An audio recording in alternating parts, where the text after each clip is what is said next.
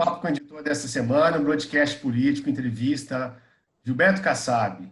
Gilberto Kassab é ex-ministro e fundador e presidente nacional do PSD, partido que integra o Centrão. Para nos acompanhar, a Beth Lopes, e o ministro já está com a gente aqui. Ministro, muito bem-vindo e muito obrigado por nos atender e aceitar o nosso convite. Obrigado, Gustavo. É uma alegria muito grande estar falando com você, com a Beth, mas só uma correção. O PSD não integra o Centrão. Não integra, ministro? O PSD não faz parte do bloco? Até porque, não, o bloco faz parte até o PCdoB. O bloco é uma questão regimental apenas para composição de comissões, não é?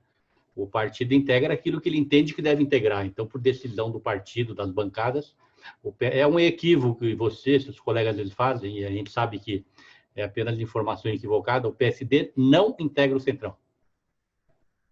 Isso o senhor apoiou, falando mais um pouco de política no passado recente, o senhor apoiou e foi até escolhido para ser secretário de João Dória no governo de São Paulo, depois o senhor não chegou a tomar posse, se afastou, e por conta de investigações, enfim. E recentemente o senhor estreitou relações aí com Jair Bolsonaro.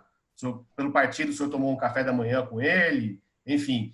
E que lado que o senhor está aí nessa briga entre Jair Bolsonaro e João Dória, que é uma briga pessoal e uma briga política, ministro? Primeiro, não é uma questão de estreitamente de relações com o presidente Bolsonaro.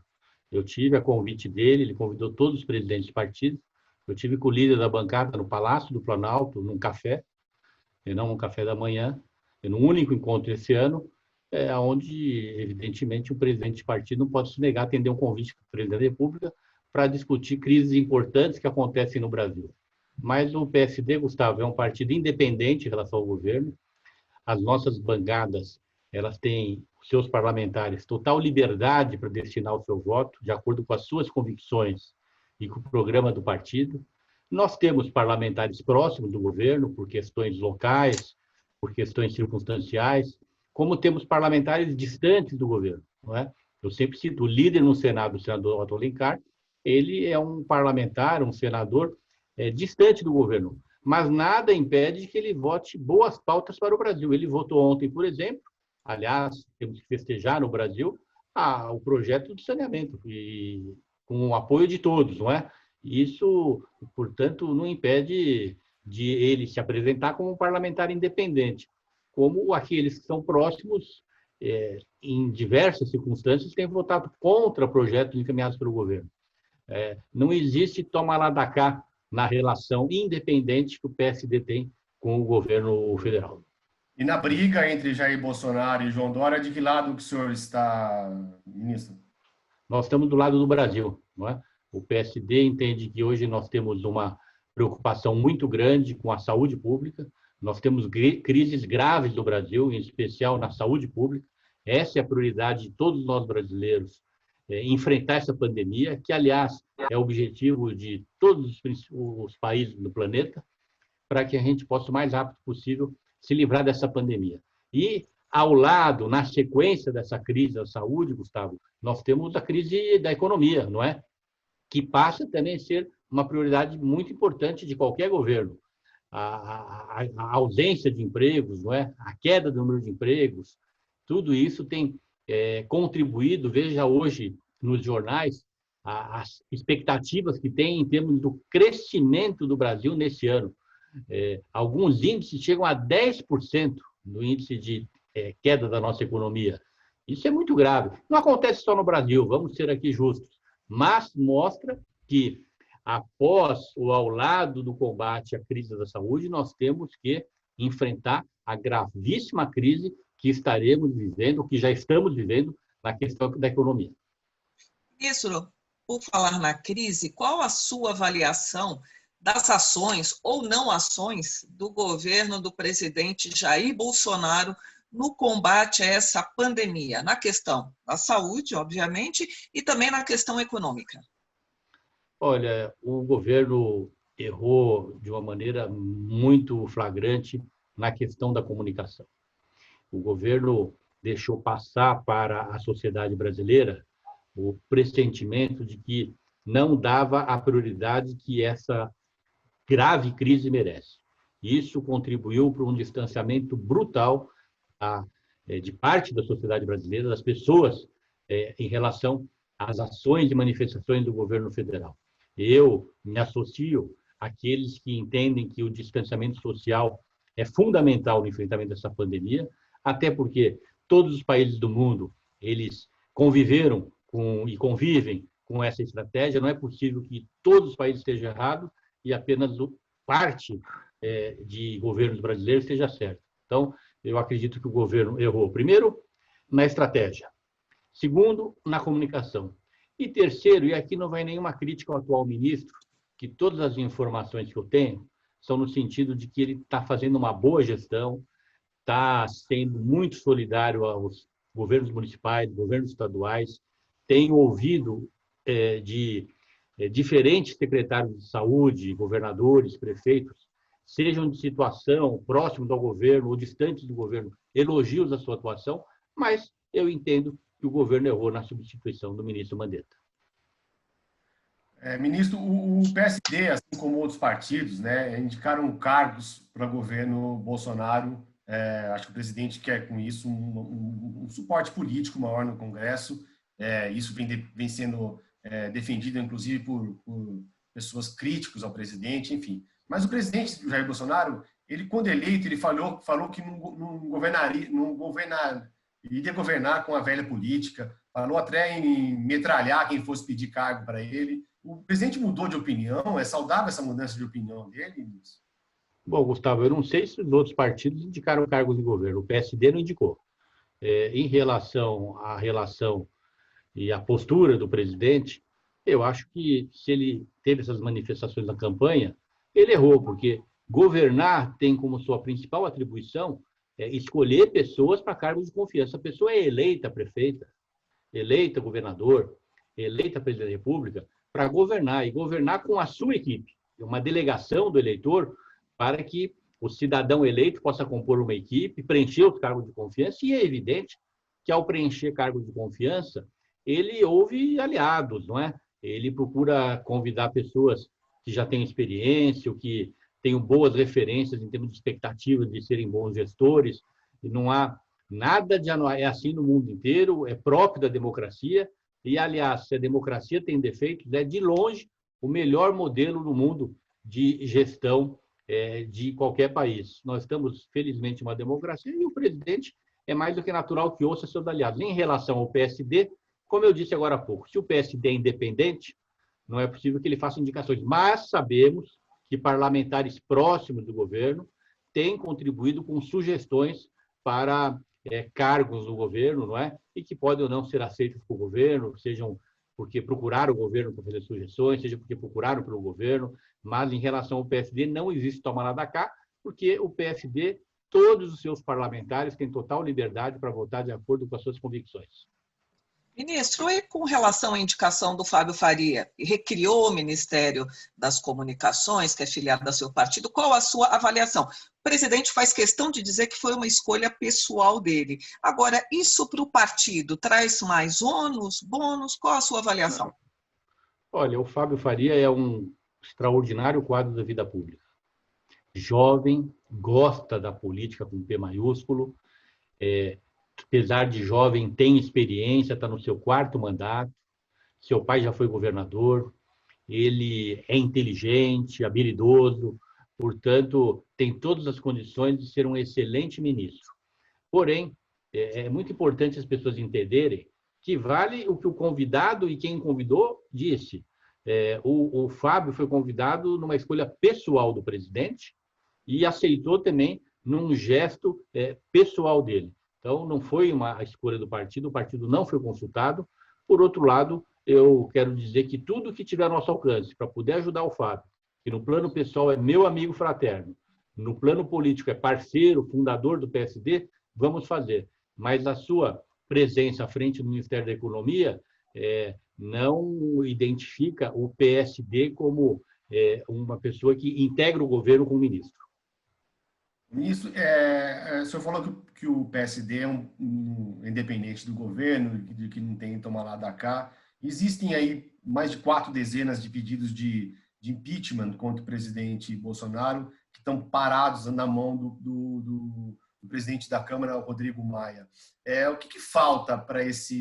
Primeiro, eu queria saber se o senhor é favorável, né? A gente conversou com vários políticos aqui que são contrários, principalmente do PSDB, que falam que seria gerar mais crise. Eu queria saber a posição do senhor em relação a isso, o que falta para caminhar esses processos serem aceitos e tramitar na Câmara, ministro? Falta consistência, Gustavo. Nós não podemos banalizar o impeachment de um presidente da República. Daqui a pouco não precisa mais votar, o eleitor já não confia mais no seu voto. As instituições estão funcionando, o Ministério Público faz as suas investigações, o Poder Judiciário, a primeira instância, a segunda, o Supremo Tribunal Federal, as polícias. Não tem nenhum sentido você ficar paralisando o país com tentativas de impedimento do presidente quando ainda não tem fundamentos para tanto. É muito grave afastar o presidente da República. Isso não significa que lá na frente possa ser identificado algo que tenha sido feito de muito grave que justifique o impeachment. Mas aqui, primeiro, é minha opinião pessoal. Segundo, o partido jamais fechará a questão em algo tão grave para o país. Cada parlamentar votará de acordo com a sua visão. Mas eu não vejo hoje ainda nenhum motivo concreto e está certo o presidente Rodrigo Maia, na minha visão. Qual a sua avaliação desses protestos antidemocráticos que estavam ocorrendo, né, na Esplanada, alguns até com a participação do presidente Jair Bolsonaro, que chegou a andar a cavalo, que ia sem máscara, né? Na sua avaliação, essa queda de braço com outros poderes, com o Congresso e STF, isso é prejudicial à democracia? O senhor vê algum risco às nossas instituições? Primeiro, nós estamos numa democracia, Beth, e as manifestações são legítimas. As manifestações, elas fazem parte da essência da democracia. Porém, é evidente que tem manifestações que precisam ser combatidas. As que são violentas, as que pregam violência, não é? Então, existe um limite nas manifestações e eu acredito que as instituições, elas estão sabendo se comportar para dosar essas manifestações, sejam as polícias, seja o Ministério Público, não é? Mas jamais podemos trabalhar para que não tenham manifestações no Brasil e para que não tenha liberdade de expressão. Aí seria o fim da democracia. Falta de liberdade de expressão, falta de liberdade de imprensa e combate a manifestações é o fim de qualquer democracia. Quanto ao presidente não usar máscaras, naquele momento eu não sei se já era obrigatório em local público usar máscara, mas o presidente da República precisa dar o exemplo. Onde existe uma lei, ele deve ser o primeiro a dar o seu exemplo cumprindo. O Senado aprovou, né, suscitou ontem a aprovação do marco do regulatório do saneamento, mas antes, né, no começo da semana, o Senado aprovou também a PEC, que adia as eleições municipais aí de outubro para novembro, né? Mas na Câmara, a avaliação que se tem é que a proposta deve ter mais dificuldade para tramitar, já que alguns prefeitos que são eleitos, né, eles temem que a crise pode aprofundar, e esses prefeitos são ligados aos deputados, né, e que possa ter dificuldades caso a eleição seja postergada para novembro. O senhor foi prefeito da maior cidade do país, eu queria saber qual a opinião do senhor sobre o adiamento em um mês das eleições por conta da pandemia, e também como se o PSD vai votar independente também, como o senhor disse, na Câmara dos Deputados, o ministro. Bom, primeiro eu quero festejar e cumprimentar o Senado pelas 2 aprovações dessa semana. O novo marco relatório do saneamento é fundamental para a retomada do desenvolvimento do país, vai gerar investimentos da ordem de bilhões de reais em curto prazo, vai melhorar as condições sanitárias do país, vai nos dar melhores condições de enfrentar graves crises na saúde pública, como, por exemplo, a pandemia que hoje estamos enfrentando. Então, era fundamental. Eu cumprimento o presidente Davi, cumprimento o líder do meu partido, Otto Alencar, que com toda a bancada encaminhou a favor. De parabéns do Senado. Em relação à alteração da data das eleições, também cumprimento o Senado, pela celeridade, pela visão que teve. Eu entendo, Gustavo, que nós não podemos protelar muito a data das eleições. E existe um marco. Eu não abro mão da minha convicção de que os novos prefeitos precisam ser empossados dia 1º de janeiro. Eu tenho uma posição contrária à prorrogação de qualquer mandato. Os mandatos são para 4 anos. Também não defendo a coincidência de mandatos. Acho que não é bom para o Brasil. O Brasil é muito grande, mudanças muito bruscas de uma vez só, todos os vereadores, todos os prefeitos, todos os deputados, governadores, presidentes.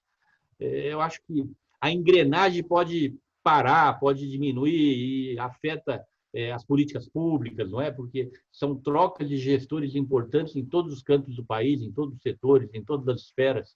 Não acho bom. Então, hoje a bola está com a Câmara, na iniciativa de votar o que foi aprovado pelo Senado ou não. Eu tenho essa posição de que, se pudesse, era muito melhor não adiar. Se adiar, que seja pelo menor prazo possível, porque efetivamente nós temos prazos para serem cumpridos, e achei de bom senso, de bom tom, que foi aprovado pelo Senado. É um projeto de equilíbrio, de consenso, não é? Nem tanto lá, nem tanto cá.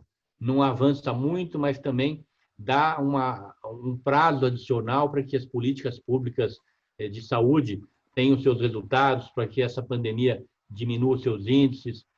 Se eu fosse deputado federal, eu votaria no projeto que o Senado aprovou. Mas tenho respeito por quem tem visão diferente. E digo mais também, a logística de uma eleição é muito complexa. Nós estamos falando aí de centenas de milhões, né, de eleitores, quase 150 milhões de eleitores em todo o Brasil. Isso envolve uma série de ações que eu não acho errado imaginar que possamos ter atrasos na entrega de material, na operação, porque poderão ainda estar em férias coletivas, em distanciamento social em algumas cidades. Isso tudo pode trazer um pouco mais de lentidão na implantação dessa operação. Mas não quero entrar nessa questão, que quem deve se manifestar por essa questão é o Tribunal Superior Eleitoral. Mas, ouvindo as autoridades médicas vinculadas às ciências, aqueles que acompanham esse processo de pandemia, eu formei uma convicção de que, se alterar, não pode ser alterado muito. Então, esse projeto do Senado, ele tem o meu apoio pessoal. Os deputados que ligaram e têm ligado para mim, querendo saber a minha opinião, eu tenho manifestado favoravelmente a aprovação do que o Senado aprovou. Ministro, falando em eleições, recentemente o presidente nacional do PDT, o Carlos Lupe, o classificou de arrogante, porque o senhor falou que o Ciro Gomes seria um bom vice na chapa do seu correligionário Otto Alencar, do senador Otto Alencar, que, segundo o senhor, é o nome do partido, obviamente, se ele quiser, candidato a presidente em 2022. As eleições presidenciais já estão no tabuleiro antes das municipais? Não estão. No tabuleiro, Beth, não estão nem as eleições municipais. No tabuleiro hoje está o enfrentamento dessa terrível crise de saúde pública. Entrevistado por uma rádio da Bahia, o jornalista me perguntou o que eu achava das eleições presidenciais. Daí eu não posso deixar de manifestar.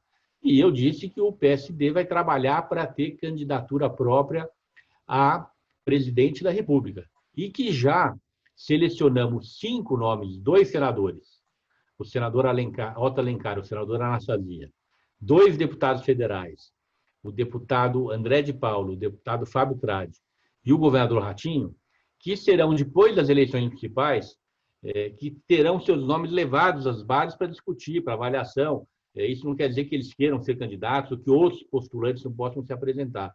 E eu dizia, então, para o jornalista que esses quadros, todos esses 5, é incontestável que seriam excelentes presidentes da República. O Otto Alencar dispensa apresentação. Não existe no Brasil hoje alguém com tanta experiência na vida pública, em especial do Nordeste. Ele foi já deputado, senador, governador, vice-governador, membro do Tribunal de Contas, tem uma credibilidade imensa e, portanto, preparadíssimo não apenas para ser candidato, mas para ser um excelente presidente da República. A mesma coisa do senador Anastasia. Todos os cargos que ocupou com dignidade, com credibilidade. Recentemente, à frente da vice-presidência do Senado, junto com o Davi Alcolumbre, fazem os dois um trabalho extraordinário, apesar dessas dificuldades, dentro do Senado, ajudando a aprovar bons projetos para o país, seria Mas com relação ao Ciro Gomes, eu vou chegar lá. Assim, que o nome, né? Justamente foi o que justificou ele falar do Ciro. Aí falei do Fábio Tradi, uma família de constitucionalistas, da família Tradi tem diversos quadros que podem ser presidente da República, o seu irmão Nelson, senador, o Marcos, prefeito de Campo Grande, o André de Paula, herdeiro do Marco Maciel, da escola do Marco Maciel, que tem um conhecimento, uma experiência, uma seriedade muito grande. O Ratinho, uma figura nacional, que já foi tudo, hoje é o governador mais bem avaliado do Brasil. Aí perguntaram muito bem, e se o senhor escolhesse um desses candidatos, qual o senhor escolheria? Eu falei, olha, o primeiro convite, inquestionavelmente, é para o senador Otto Alencar. É fundador do partido, fundador número 1, a Bahia tem peso no partido, ele tem todos, não que os outros companheiros não tenham, ele só não será candidato a presidente da República se ele não quiser, pelo PSD. Aí ele perguntou, e o que o senhor acha de uma chapa Ciro Gomes? Eu falei, olha, excelente. Até porque eu tenho respeito pelo Ciro Gomes. Eu acho que ele é um bom quadro da vida pública brasileira. Acho que o Ciro Gomes tem contribuições importantes que deu, seja no Ceará, né, um estado que avançou bastante sob a gestão do seu grupo político, seja no Brasil. Então, eu não desmereci a figura do Ciro, né? O que eu disse é que o partido teria. E o Lupe, meu amigo, na verdade, essa consideração dele é muito mais no campo político, né? Para aquele jogo, né, de futebol que não é o meu que entra antes, não é o teu, mas eu tenho certeza que ele tem muito respeito pelo Otto Alencar e é evidente que, assim como o PSD, ele vai fazer um esforço muito grande para que o PDT tenha candidato próprio a presidente da República. Por quê, Beth? Porque com essa nova lei eleitoral, onde não tem coligações nas eleições proporcionais, o que isso é muito positivo para o Brasil, essa é a grande reforma política que o Congresso acertadamente fez nos últimos anos. O partido que não tem prefeito dificilmente elege um número grande de vereadores. O partido que não tem candidato a governador, da mesma maneira, deputados. E assim, presidente da República. Então, é muito difícil que um grande partido como o PSD, ou um grande partido como o PDT, não tenha um candidato a presidente da República em 2022. Falar em o nosso tempo está acabando, ministro. Por falar em jogo de futebol, o senhor foi prefeito, deputado, né? Mas algum tempo não disputa nenhuma eleição. O senhor tem planos para entrar em campo aí em 2020 ou 2022? Olha, Gustavo, aqui em São Paulo eu tenho um orgulho muito grande da minha vida pessoal. Meus pais me deram condições de eu me formar na Universidade de São Paulo, fiz engenharia civil, fiz economia na USP. Depois, concluído meus estudos e alguns anos depois ingressei na vida pública e na maior cidade do país, eu já fui vereador, fui secretário municipal, fui vice-prefeito, fui prefeito por 2 vezes, aliás, o único prefeito reeleito na história da cidade de São Paulo, o mais longevo prefeito da cidade de São Paulo. Já fui deputado federal por 2 vezes, deputado estadual, já fui ministro em 3 pastas, Ciência, Ecologia, Comunicação e Cidades, ministro por 2 vezes. Eu hoje presido, tenho a enorme responsabilidade de presidir um grande partido. Daqui para frente, as coisas que acontecerem na minha carreira serão fruto de circunstâncias. Eu quero continuar a vida pública, até entendo que ainda vou disputar as eleições, mas não tenho nenhuma obstinação e não tenho nenhum plano para as próximas eleições. O meu plano, efetivamente, no momento, não é nem ajudar o meu partido, é ajudar o Brasil a superar as graves crises que ele está enfrentando. Bom, eu queria agradecer muito a presença, o convite de Gilberto Kassab, ex-ministro, e queria agradecer muito minha companheira Beth Lopes, agradecer ao Cláudio da Luz, que está fazendo nossa ponte aí, para colocar todo mundo em contato, e agradecer a todos aí, e até o próximo Papo com o Editor, na próxima semana, aqui no Broadcast Político. Eu que agradeço, Gustavo, você, a Beth, a todos, pela oportunidade de estar aqui conversando com vocês. Quero cumprimentá-los pelo trabalho que fazem. Se algo que tem credibilidade hoje no mundo da comunicação, na imprensa, é o trabalho que vocês fazem no broadcast. E isso é muito bom para o Brasil, para a democracia, e que vocês continuem esse caminho brilhante que vocês vêm fazendo. Obrigada.